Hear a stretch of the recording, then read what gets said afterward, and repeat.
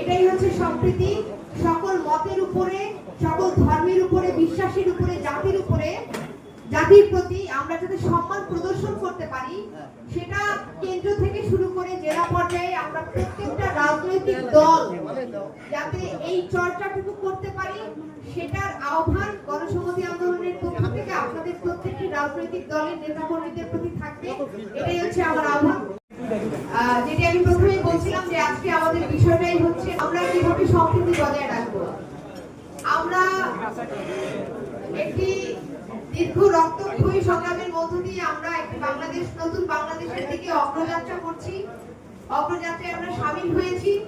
সেখানে সরকারি দল, বাংলাদেশ জাতীয়তাবাদী দল বিএনপি সহ যে সকল রাজনৈতিক দল সরকার অবস্থান করছেন, গণসংহতি আন্দোলন সহ অন্যান্য রাজনৈতিক দল যারা রয়েছেন, তারা প্রত্যেকেই, তাদের প্রত্যেকের প্রতি আমাদের প্রত্যাশা থাকবে যে এই বাংলাদেশ, যে সম্প্রীতির বাংলাদেশ, যেটি দীর্ঘ 17 বছর পর্যন্ত ফ্যাসিস্ট শেখ হাসিনা সরকার এবং আওয়ামী লীগের কারণে ছিল না, সেটি যাতে আর পুনরায় ফেরত যাতে না আসে, অর্থাৎ পুরনো বন্দোবস্ত যাতে আমরা ফেরত না যাই, নতুন রাজনৈতিক বন্দোবস্ত যাতে তৈরি হয় এবং সকল রাজনৈতিক দলের নেতাকর্মীদের প্রতি যাতে আমাদের প্রত্যেকের ভিন্ন মতের সাথে যাতে আমরা একজন আরেকজনের সমালোচনা করতে পারি, কিন্তু আক্রমণাত্মক ভাবে, সেটা সামনাসামনি হোক কিংবা সেটা অনলাইনে হোক, সেটা যাতে শিকার যাতে না হতে হয়, সেটি আমাদের প্রত্যেকের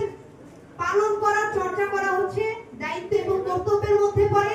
এবং যারা এই সম্প্রীতি বজায় রাখবে না, সেজন্য আইন শৃঙ্খলা রক্ষাকারী বাহিনী কিংবা প্রশাসন কিংবা এই যে আজকে ম্যাপ যারা আয়োজন করেছে, আমরা ম্যাপের যারা আমরা পরিবার রয়েছি, ম্যাপের পরিবারের কোন সদস্য যদি এই ধরনের কোন কুরুচিপূর্ণ মন্তব্য যদি করে থাকেন, যদি সম্প্রীতি বিনষ্ট করে থাকেন, সেটার বিরুদ্ধে যাতে ম্যাপ যাতে তাদের ব্যবস্থা গ্রহণ করে, সেটার আহ্বান থাকবে। সেই আহ্বান জানিয়ে আমি আমার বক্তব্য শেষ করছি। ধন্যবাদ সবাইকে। আসসালামু আলাইকুম।